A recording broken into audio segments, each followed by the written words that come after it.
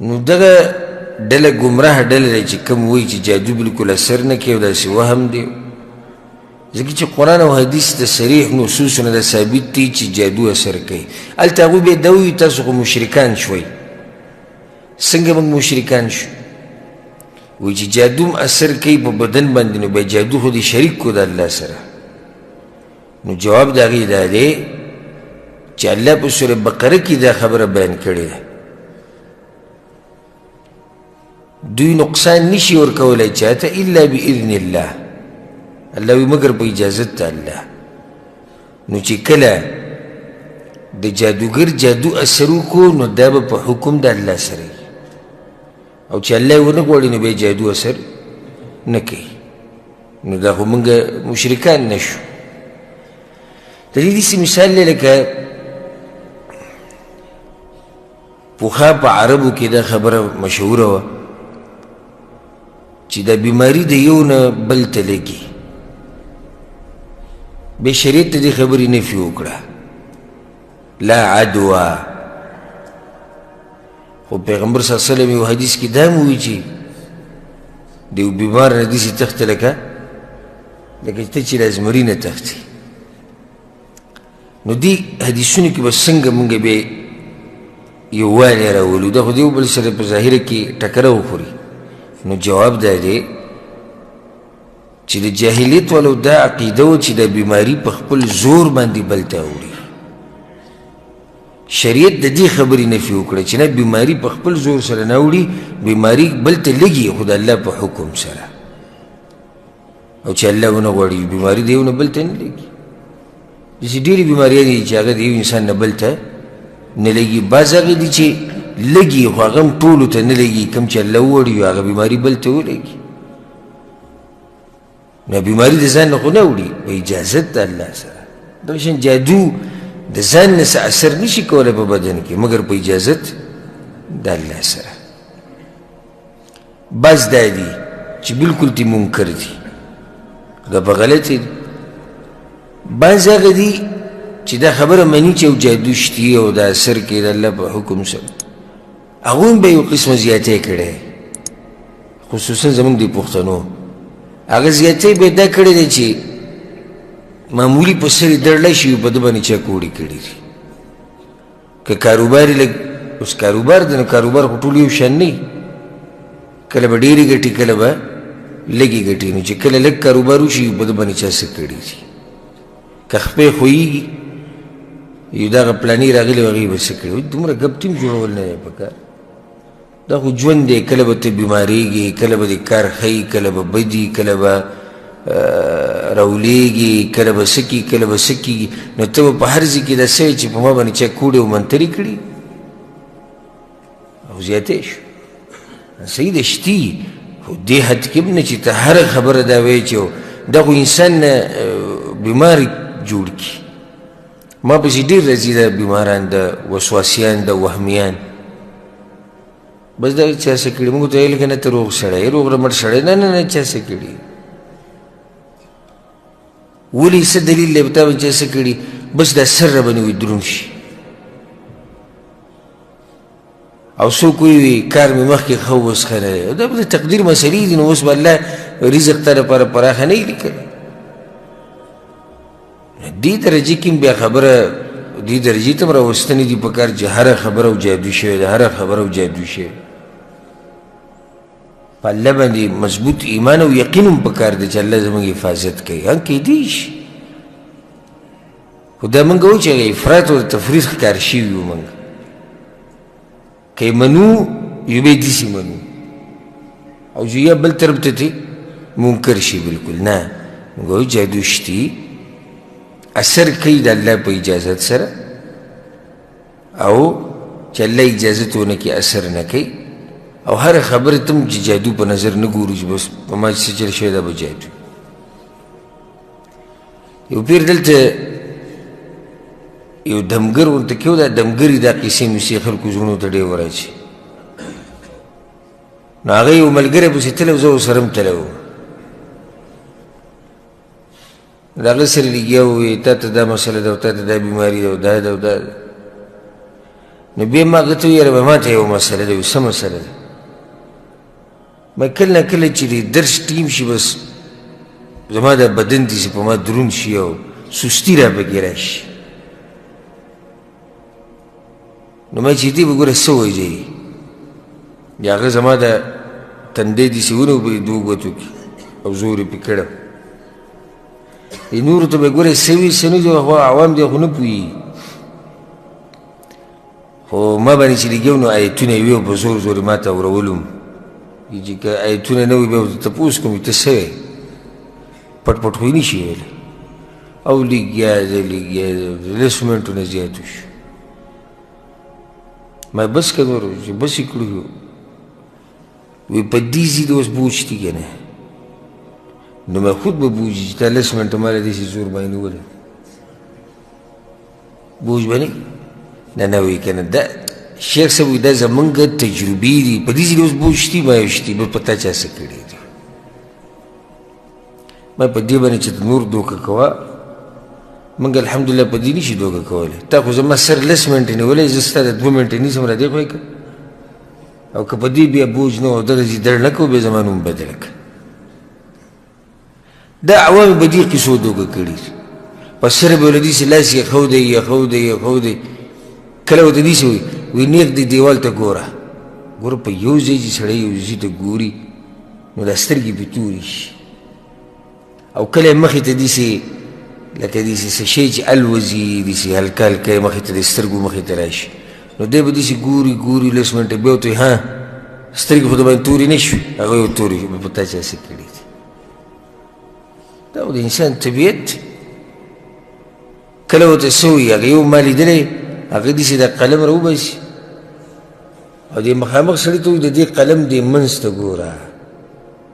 نو ته به د دواړه سترګې اوس دې ته کښې ګوره نو د سترګو د تور ګاټي دا بلکل د اخري ګوټونو ته راشي د دې دم او دې دم او دا به ته داسې لس منټه ګورې په سړي باندې چکر راشي نو بیا وایي چې چکر خو نه محسوس هغه یو محسوسوم بس په تا چا څه کړي هغه له بیا قرآنونه ورکه قسمونه ورته وخوره په تا چا څه نه دي کړي هغوی نه کړي ابوالوجود تله هم د سړي خواله وي هلته په ما چکر راغی او دې بعض ول داسې کوي د نوک وله یې ونیسي په دې وله زور کړی زور دا سم دړ کوي بیا وله پرېږدي وي ها دا ځای اوس څنګه محسوسوې هغه ډېر سخت دړلی بس وي دا پیریان دي په تا باندې او زموږ د عوامو بس په دې قصو پسې ګرځي څوک چې قرآن او حدیث ورته بیانوم په دې باندې نه مطمئن کېږي. خبره مې دې پورې راواغسته چې افراط او تفریط دی که یو طرف ته جادو نه منکر دي یا هغه بل طرف ته داسې مني چې هر شی یو جادو دی او دواړه به غلطه دي. دا لبید ابن الاعصم ما ووایي که نه چې یهود مشهور په جادو سره خو دې ډېر پوه و ورته یې وي انت اسحر منا ته زموږ نه تکړی په جادو کې وقد سحرنا محمد فسحر منا الرجال والنساء فلم نصنع شيئا وی دې محمد صلی الله علیه وسلم په موږ ټولو باندې جادو کړی او خو به ته جادوګر وی که نه وی ده په موږ باندې جادو کړی دی سړي رالم خراب کړو ښځې رالم خراب پې کړه او موږ یې هېڅ ونه کړو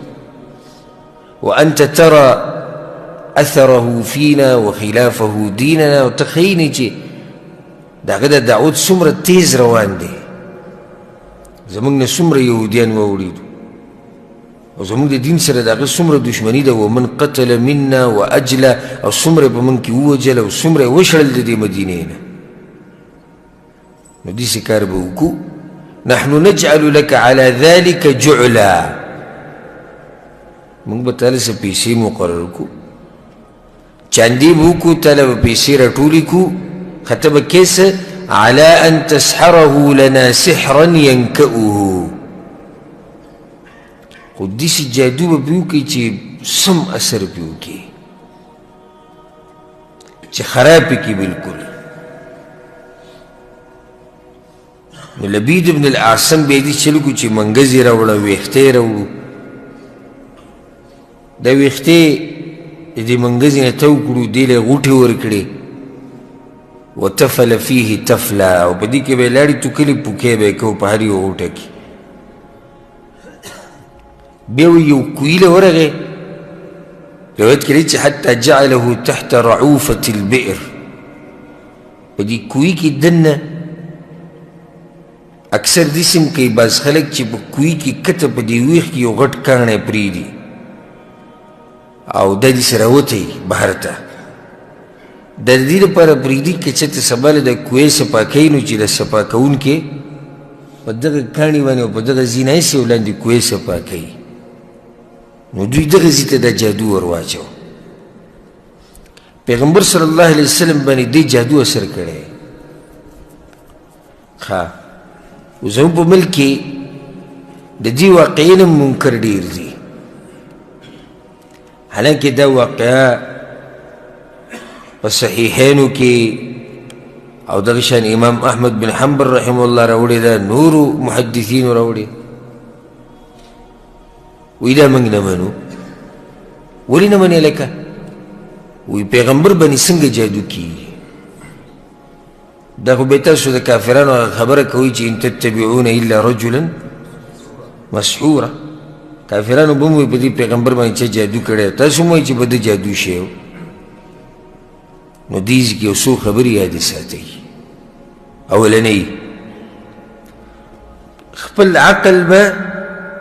د قرآن او حدیث ما تحت ګرځې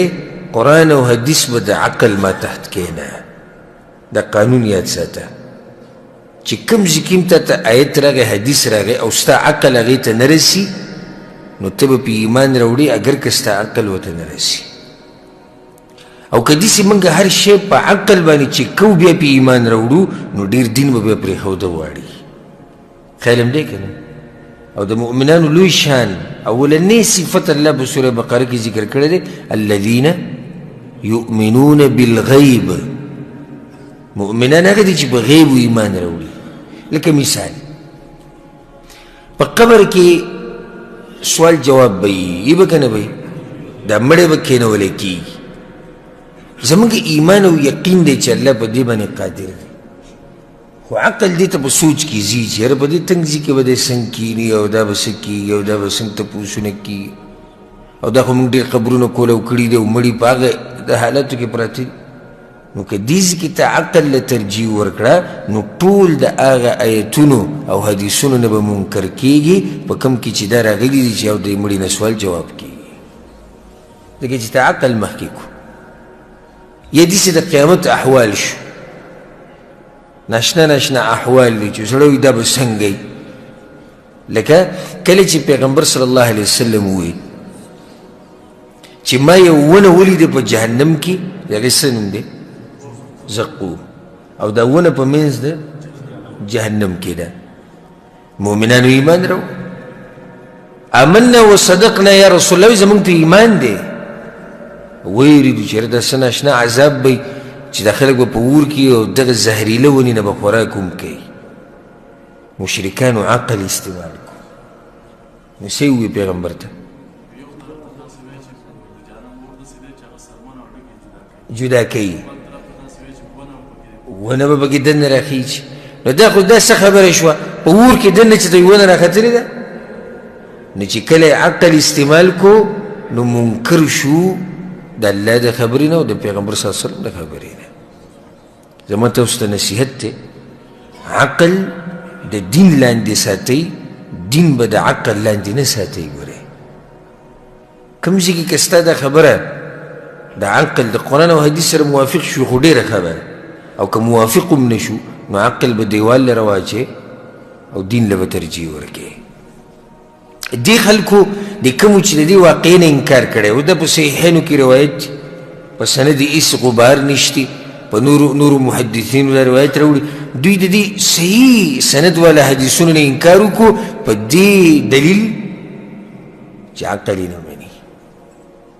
دویمه خبره هغو دا وایي چې پیغمبر صلی الله علیه وسلم څنګه په هغه باندې چې د جادو شو دا به بیا هغه وحیم والعیاذ بالله ګډه وډه بیان کړي نو ګوره په حدیثونو کې په خپله راځي د رسول صلی الله علیه وسلم بیبیانې وایي وی کله چې په هغه باندې یهودو جادو وکړو د هغه په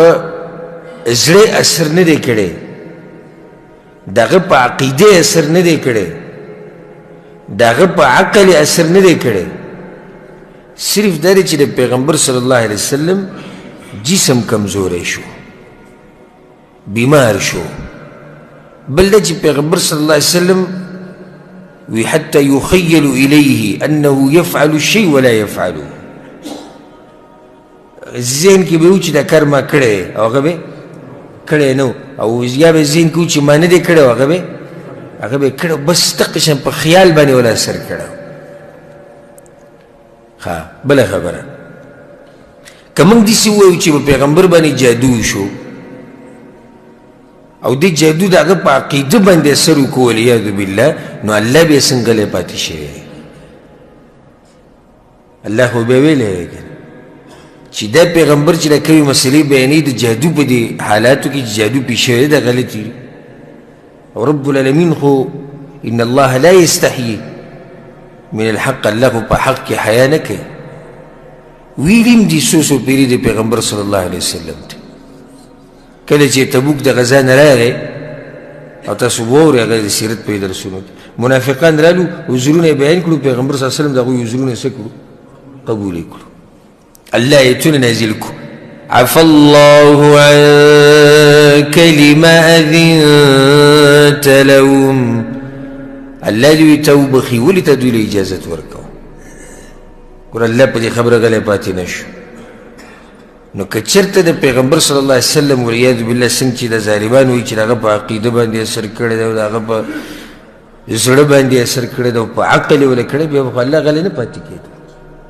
او بل دا چې الله خپل پیغمبر دشمن ته داسې پرېږدي چې هغه دې وله په زړه اثر وکړي او هغه دې وله په عقل اثر وکړي الله خپل پیغمبر داسې حالت ته نه پرېږدي ځکه موږ رد کوو په دې بعضو باندې د ایوب علیه السلام په باره کې چې کومې قصې زموږ په ملکونو کې مشهورې شوي صحیح د ایوب علیه السلام باندې 18 کاله بیماري راغلې وه بچي ته الله اخیستي و غریب شوی و کمزوری شوی خو بیا په دې اسرائیلي روایتو کې ورسره زیاتي ټانکي دي زموږ په ملک کې بیا هغه ټانکي ورسره ذکر کوي نو په خوږ اواز کې ولیږي وایي جسم یې د چینجو نه ډک شو نو بیا کور والا او قوم راواغستو نو یو ډیران ته ګزار کو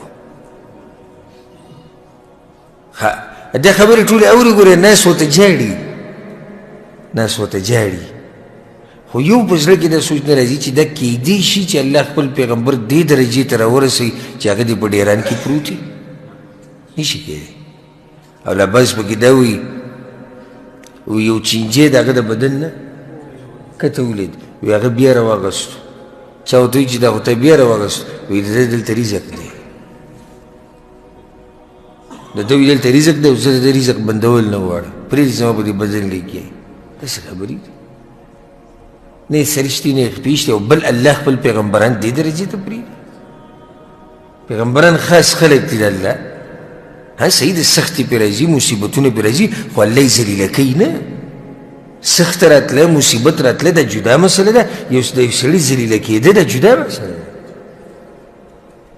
یو سړي باندې اوس غربت راغی او د غربت ته لاس هغه په روډونو کې ګرځي خلکو ته لاس نیولی دی دا خو هغه مصیبت دی چې دا سړی ذلیله کو ها یو سړی دی غریب دی په معنی دی چې رزق یې لږ کمزوری دی خو سوال مال د چا نه کوي ذلیله شوی نه دی نو صرف د پیغمبر صلی الله علیه وسلم په څه اثر وکړو په خیالاتو یې اثر وکړو په جسم یې وله اثر وکړو کمزوری شو ډوډۍ به یې نه خوړه بعضې روایتونو کې راځي چې د ښځو نه بند کړی شو اکثر د جادوګران داسې جادو ډېر کوي چې سړی نارینه د ښځې نه بند کړي زموږ خواله ډېر راغلي وایي زما بدن ښه روغ رمټ و چې کله مې واده وکړو نو بیا د شپې د کوروالي ټیم چې راشي دی هم د دې ښځې په شان شي شهوت یې ختم شي پیغمبر صلی الله علیه وسلم باندې دقه اثر شي 6 میاشتې پیغمبر صلی الله علیه وسلم تېرې کړي په دې حال کې 6 میاشتې عایشه رضی الله عنها وی خو بعضې روایتونو کې داسې راځي چې څلوېښت ورځې وي او دلته فایده ذکر کوم او بار بار زه تاسو ته دا یم زما دا نصیحت به تاسو ډېر اورېدلی کېدای شي تنګ شوي تیم وي چې د علماو نه بغیر ګزاره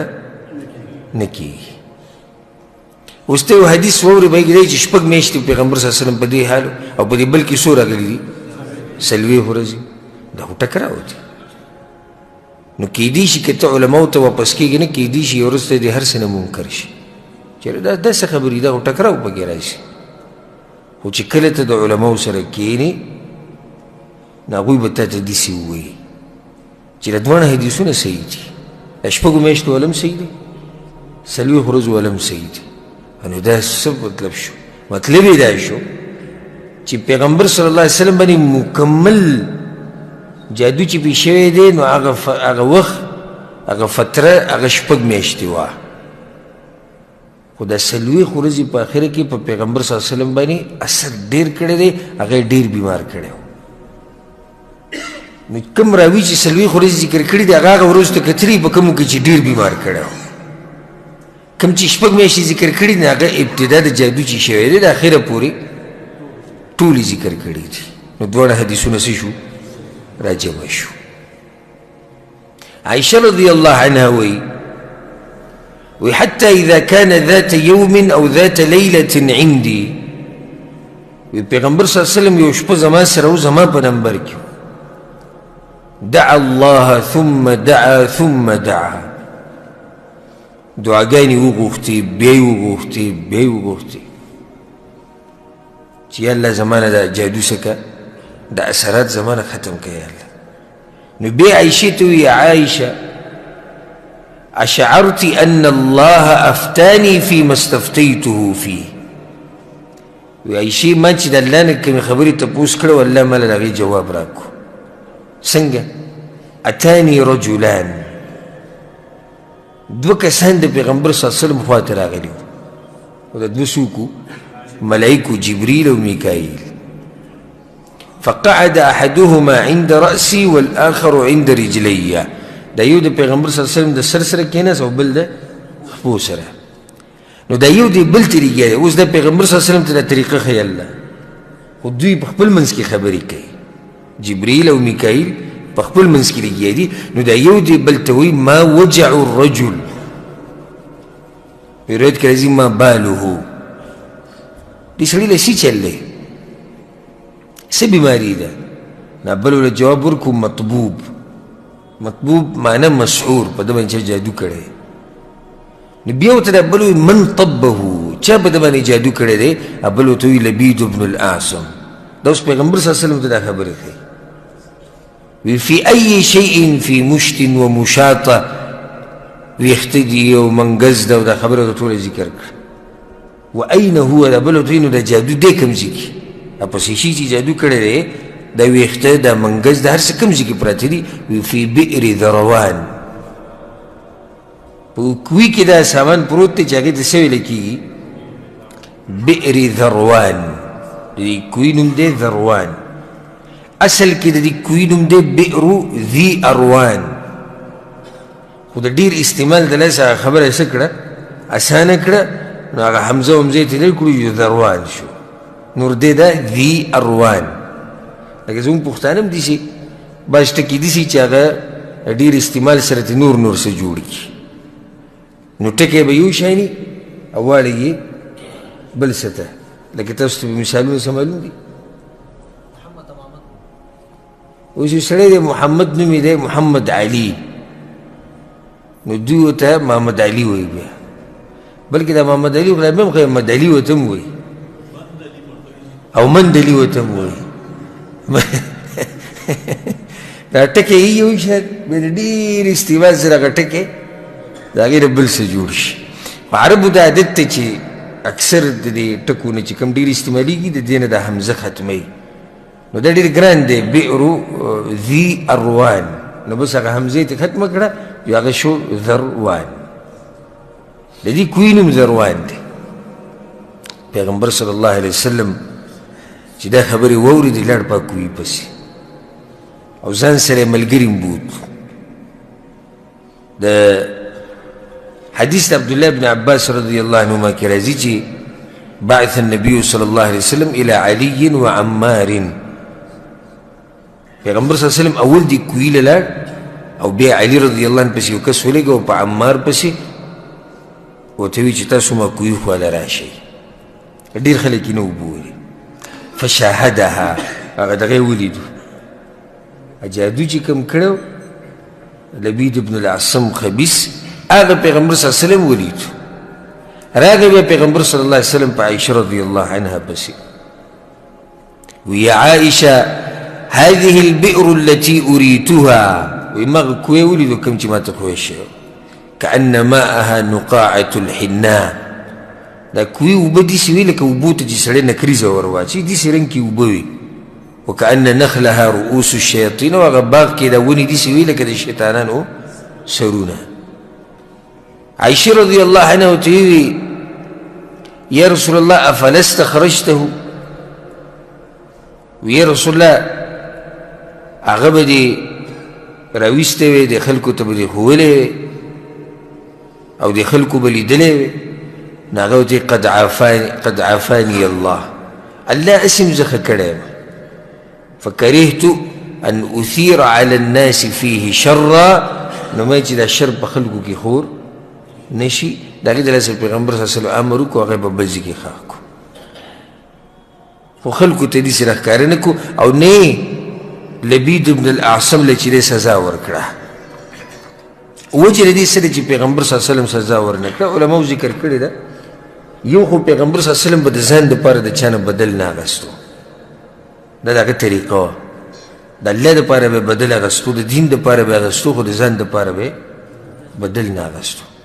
دویمه ده چې پیغمبر صلی الله علیه وسلم دا سوچ کوو که چېرته زه د ده د قتل امر وکړم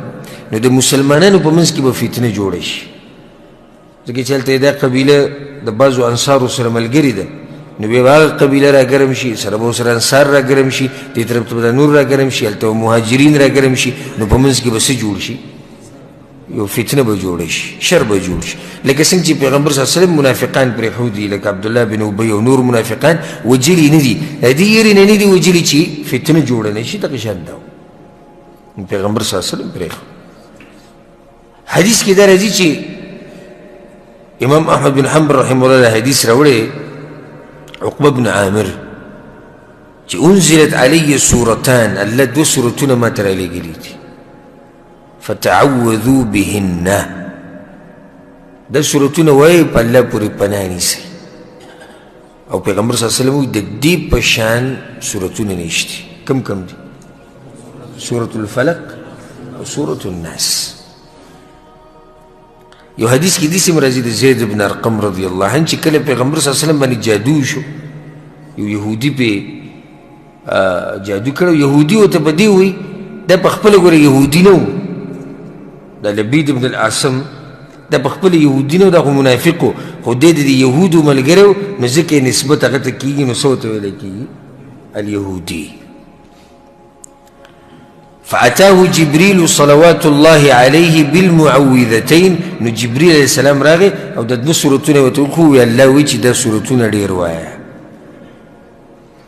نو پیغمبر صلی الله علیه وسلم د دوه سورتونه به ډېر وایي الله ترې جادو هغه اثرات ختم کړو. دې کې صرف دوه مسلې ذکر کوم بیا بلې واقعې ته اوړم. یوه جادو په جادو باندې ختمول ناروا دي او دې ته په عربۍ کې نشره وایي د دې وضاحت ما په کتاب التوحید کې کړی. پیغمبر صلی الله علیه وسلم نه چا تپوس وکړو نشرې په باره کې نو هغه وایي دا ناروا دي. نو بعض کسان څه کوي جادو پې وشي نو زه د جادوګر خوا لازم چې زما نه د جادو کوله وکړي دا هم ناروا دي. وجه دا ده چې کله ته په دې جادوګر پسې لاړې د جادو کولولو لپاره خو ستا په هم یقین دی که نه ستا هم په دې یقین دی چې دا جادوګر پوهېږي او د ده کارونه برابر دي ځکه پسې ته ورغلې نو د جادو د ختمولو علاج هغه د اذکار دي ایتونه دي دعاګانې دي او په الله باندې مضبوط یقین دی او که چېرته دې سړی درته معلومي چې هغه عقیده د قرآن او حدیث موافق دی او ته ورته وایي چې په ما دم واچوه دې کې هم څه حرج نشته خو دا جادو په جادو باندې ختمول ناروا دي. او دویمه خبره ما چې کومه کوله هغه ده چې په دې مسله کې ډېر زیات احتیاط کوئ. زموږ په ملک کې دا یو لوی تجارت دی. هر سړی ناست دی او بهر یې لیکلي وي موږ د جادو علاج کوو او بس خصوصا د ښځې ورماتې دي. د عزتونو نه هم خلاص کړو، د دین نه هم خلاص کړو او د پیسو نه هم خلاص کړو، د هر څه نه خلاص کړو. نو دا ښځې ورته ناست او هغه کله پردۍ ښځه به وي، کله وله په سر لاس ږدي، کله به وله په ملا لاس ږدي، کله ورته په خوله کې لاړې توکي او کله سکي او کله سکي او دا ټول ورته ناست جوي د علاجونه کوي. نو ډېر احتیاط کوئ، خصوصا خپل کور زنانه ټولو ته دا ووایئ چې زما د اجازت نه بغیر به څوک دې خلکو له نه ځي او چې چا له ځي نو اول به ما ته وایي چې زه د کس معلومات کوم چې دا کس څوک دی. بله داسې دا شتینه ده سره، دا د سره شتینه چې یو پردی سړی دې رالېږي او زنانه دې ورسره یوازې ناستې او دی دې په لاس ږدي. نه، که چېرته خوا کې محارم ناستي، خاونې ناستې، ورورې ناستې، زوی ناستې، هم لرې لاس به پرې نه ږدي او څه قرآني آیتونه او اذکار او دعاګانې وایي، دا لا بیا صحیح دي. خو په هغې لاس یې ښوده او خپلوانو ته ولوي تاسو بهر ته وځئ، چې داسې ووایي خپلوانو ته چې تاسو بهر ته وځئ، نو پوه شئ چې دا سړی څه دی، دا یو خبیث دی. نو دې خبرو کې ډېر زیات احتیاط کوئ. دا مختصر واقعه ده دی چې پیغمبر صلی الله علیه وسلم باندې جادو څنګه شوی و. بیا د هغې نه بعد په دغه وخت کې یو بله حادثه راپېښه شوې وه، هغه ده او بله واقعه چې قتیله بنت عبد العزى دا راغلې وه مدینې ته. قتیله دا د ابوبکر صدیق رضی الله عنه بیبي وه، د دې نوم قتیله د عبدالعزى لور وه. او ابوبکر صدیق رضی الله عنه دې له د جاهلیت په ورځو کې دې له طلاق ورکړي، د دې نه جدا شوی او د دې نه د هغه یو لور پیدا شوی چې د هغه نوم څه و، دې کومه لور پیدا شوی وه، مشره لور د ابوبکر کومه وه؟ اسماء رضی الله عنها. یو زوی و عبدالله نوم و د هغه. نو دا قتیله راله مدینې ته د خپلې لور خوا ته اسماء رضی الله عنها پسې. په صحیحینو کې دا حدیث دی د اسماء رضی الله عنها وایي چې قدمت علی امي وهي مشرکه في عهد قریش اذ عاهدوا رسول الله صلی الله علیه وسلم ومدتهم. وایي په هغه وخت کې زما مور په ما پسې راله چې د پیغمبر صلی الله علیه وسلم د قریشو سره صلح شوی وه، صلح حدیبیه. نو د دې صلح په دې مدت کې دا راغلی وه. فاستفتیت رسول الله صلی الله علیه وسلم، وی ما د پیغمبر صلی الله علیه وسلم نه تپوس کو چې یا رسول الله زما مور راغلی ده او په څه شي کې رغبت دی چې زما نه یې ویسي، افاصل امي، آیا د دې مور سره زه رشته ساتلی شم او که نه؟ پیغمبر صلی الله علیه وسلم ورته جواب ورکړو نعم صلی امکی، او د دې مور سره به رشته ساتي. فانزل الله، نو الله آیتونه نازل کړو. هغه آیتونو کې څه دي؟ لا ينهاكم الله عن الذين لم يقاتلوكم في الدين ولم يخرجوكم من دياركم ان تبروهم وتقسطوا اليهم. الله تاسو دین نه منع کړي که تاسو د هغه کافرانو سره ښه وکئ، کوم کافر چې تا سره جنګ نه کوي او ته د خپلې علاقې نه نه یې ویستې او تا ته څه فتنه نه جوړوي، نو د دوی سره احسان کولی شي. انما ينهاكم الله عن الذين قاتلوكم في الدين واخرجوكم من دياركم. د هغو نه الله تاسو منع کوي، د هغه کافرانو سره تعلقاتونه چې کوم کافران تاسو سره جنګونه کوي او په دین کې د تکلیفونه در رسوي او د خپلو علاقو نه یې شړلي یئ، د دوی سره بخښنه کوئ. خو دلته یو فایدې یاده ساتئ، دا ډېر خلک په دې کې فرق نشي کولی، یو دی محبت او یو دی ښه کول، د دواړو کې فرق کوئ. محبت او ښه کول دې کې څه فرق دی؟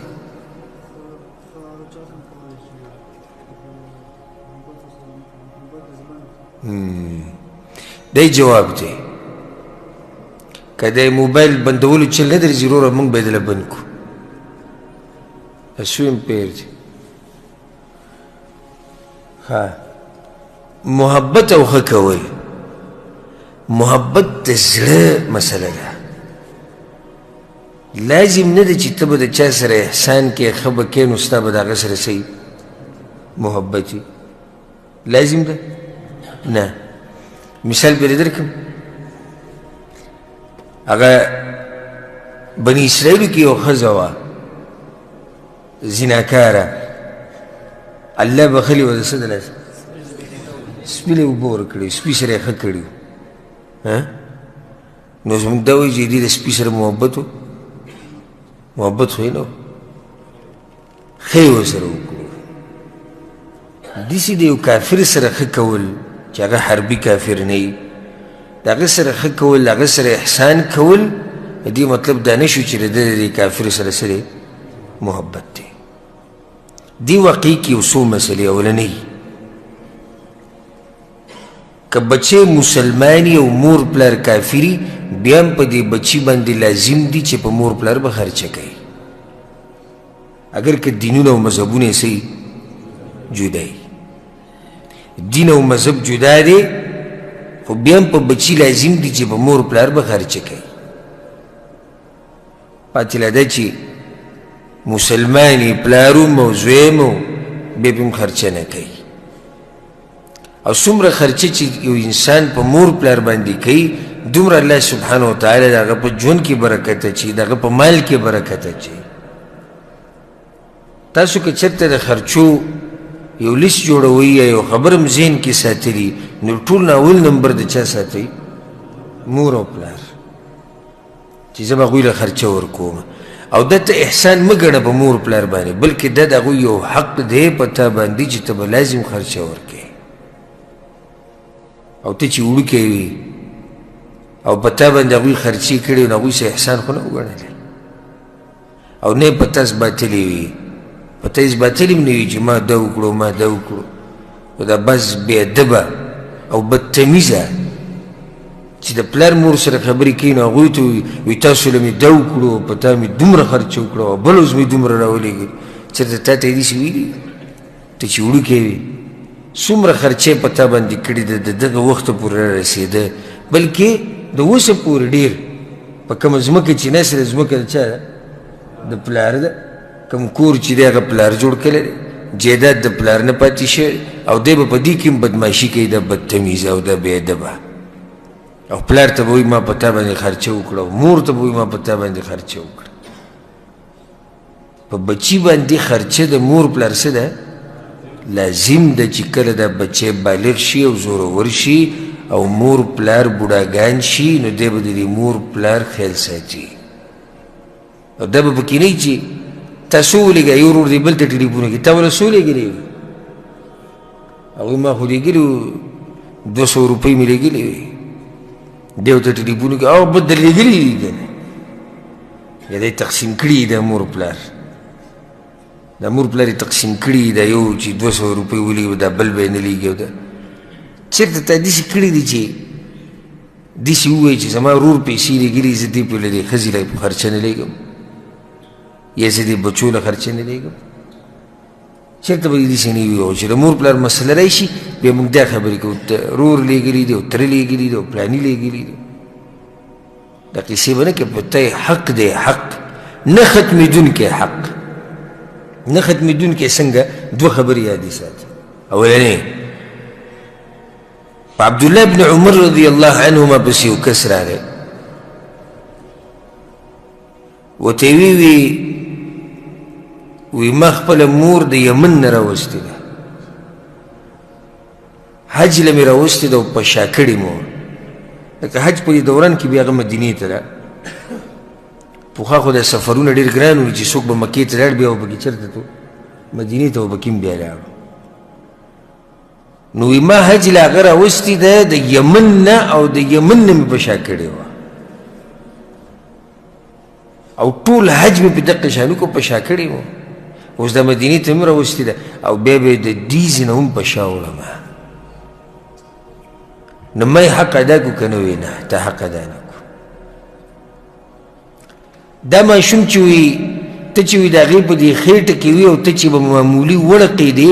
کومه سړیکه او دړ چې به په هغې باندې راغی تل هغې ته هم نه یې رسېدلې. دغه شان په عمر بن خطاب رضی الله پسې یو کس راغلی و، امیر المؤمنین وي زما مور ده او بلکل د خوځېدو نه ده او د ړقېدو نه ده، بس په کټ کې پرته یي، زه یې په غېږ کې وړم راوړم او دسمات یې لم او هر خدمت وله زه کوم. ما یې حق ادا کړو، هغه ورته نه. هغه ورته امیر المؤمنین ډېره عجیبه خبره دې وکړه، د دې مور دا حق خو په ما باندې د دې د لاسه ډېر دی که نه، ځکه چې دې هم زه دې ساتلی یم. زه چې وړوکی وم او دسمات یې له میچاز وله دې به وړمه، کپړې راته بدلولې، خوراک مې راکړو. اوس هغه کار زه هم کوم او زما دا ډېر ګران دی ځکه چې هغه عمر یې زیات دی، هډوکي یې درانه دي. نو څنګه ما حق ادا نه کړو؟ حالانکې زموږ کارونه یو شان دي. هغې زه په وړوکوالي کې ساتلی یم، زه یې اوس په لویوالي کې ساتم، بوډۍ شوي. هغه ورته ویې خبره واوره، هغه داسې ده چې دې مور ستا خدمت کوو او په زړه کې ارمان و چې الله تعالی اوږد ژوند درکړي او ته خدمت کوې او په زړه په دې یو ګوټ کې دې دا خبره پرته دی چې کله به مري. دا فرق دی تودې کې. دې مور ته ساتلی خو سره د دې ارمانونو چې الله د دې نه غټ سړی جوړ کړي او ته د دې مور خدمت کوې خو په زړه کې دې په یو ځای کې دا خبره هم پرته ده چې دا به کله به مري. بس داسې هم دي چې د مور پلار سره ډېر ښه کوي خو په زړه کې دی چې کله به د دې بوج نه خلاصېږم. دومره بدبخته دی چې یعنې دې انتظار کې دی چې کله به د جنت ته دروازې بندېږي. دا خو د جنت دروازې دي د مور او پلار. نو ما خبره دې پر راواغسته چې مور پلار دي، که د کافرانو هم دي ښه به ورسره کوې. ځکه ګوره دې ځای کې پیغمبر صلی الله علیه وسلم اسما ته څه ووایي؟ وایي ستا مور ده، د دې خیال به ساتي چې څه دنه غواړي هغه وله ورکړه. ځکه سورة لقمان کې الله دا خبره ذکر کړې ده که یو انسان مسلماني او مور پلار کافراني، الله وی دغه خبره بوله نه مني چې کومه د دین خلاف وي. وصاحبهما في الدنيا معروفا، خو نور به ورسره ښه کوې. صرف بوله دغه نه مني چې شرک درته ووایي یا د بېدینۍ درته ووایي، دا خبره به د مور پلار نه مني، خو الله وایي دنیا کې به ورسره ښه کوې. اگر که مور پلار کافراني، اگر که هندواني، که سیکاني، که مشرکاني، که هر څه، خو مور پلار دی الله ورله دومره اوچت حق ورکړی.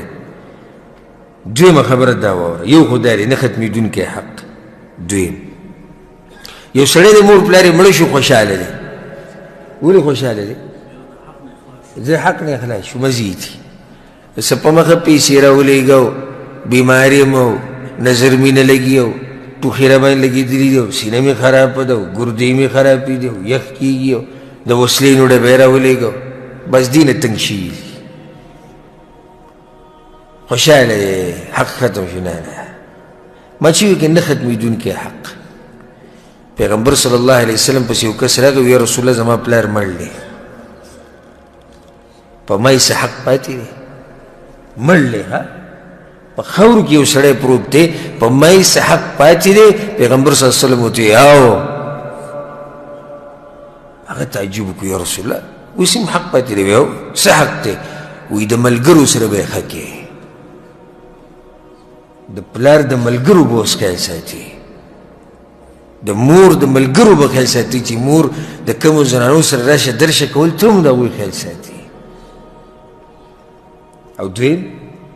دعاګانې به له غواړي، دی په تا حق دی. داسې انسان تاسو ته لیدلی دی چې د مرګ نه بعد هم حق دی، هغه دا دی، هغه د مور او پلار دی چې په تا باندې د مرګ نه بعد هم حق دی، د هغوی د ملګرو سره به ښه کوي. ځکه عبدالله بن عمر رضی الله عنهما یو پیر د مکې نه را روان په لاره کې یو کس یې مخې له ورغی او بانډیچي چې څنګه یې مخې له ورغی، بس هغه د خپلې سورلۍ نه راکوز شو. عبدالله بن عمر راکوز شو، غاړه ورسره میلاو کړه، ښکلې کړو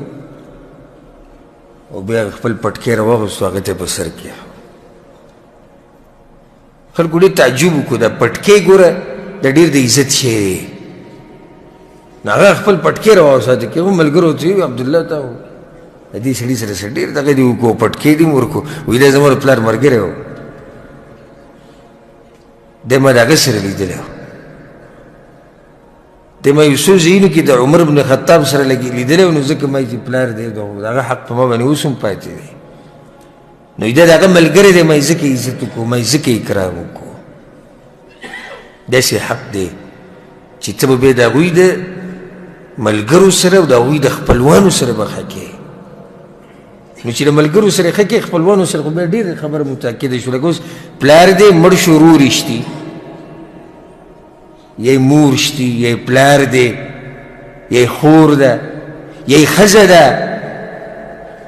دم په تا باندې بیا حق شو لکه اوس یو سړی دی دوه ودونه یې کړي د یوې ښځې نه ته پیدا شوی نو خو ستا مور د صحیح شو د دویمه ښځه دې ته ویلی کېږي د پلار ښځه اگر که زموږ پښتانه ورته په خپله اصطلاح کې مور وایي خو دا مور نه ده او د دې داسې حق نه لکه څنګه چې د خپلې موري خو دا د پلار ښځه او د عربو په اصطلاح کې ورته ترور اکثر دوی وایي د مور خور دا ښځه چې کله ستا پلار مړ شي نو د دې پلار په تا باندې دا حق دی چې د دې ښځې به خیال ساتي د دې به تپوس کې ځکه چې دا د هغه په نکاح کې پاتې شوې ده نو خبر رانه اوږده شوه ډېره خصوصي اهمه غونته کې ما ته ښکارېده چې ګوره د اسما رضی الله عنها مور کافره ده مشرکه ده خو پیغمبر صلی الله علیه وسلم ورته ویلي خبر سره کې دې نه دا فایده م راووته